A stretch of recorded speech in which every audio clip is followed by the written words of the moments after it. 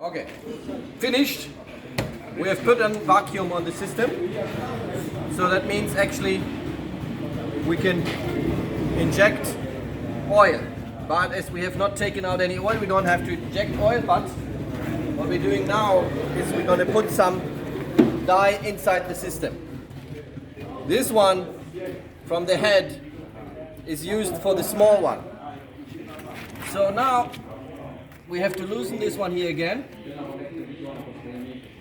Close the valve. Take it off. And now once you put this on, you can see, because there is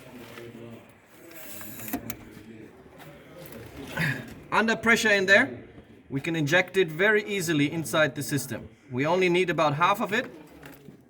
Open it, and we've already injected about 5 milliliters of oil inside the system.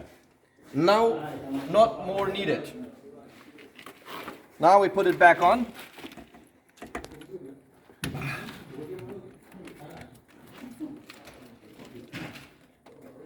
Check quickly how much we lost. We lost a little bit of vacuum because we have taken it out of the low pressure side. We close the low pressure side, we leave the high pressure side open and start again a little bit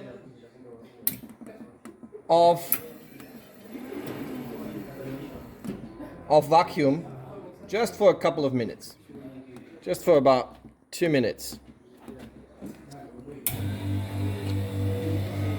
And you can see it sucks here because we're taking it out of the high pressure side. We don't take the oil out again because we've closed this valve. Okay? So we're putting on vacuum on it while we're waiting.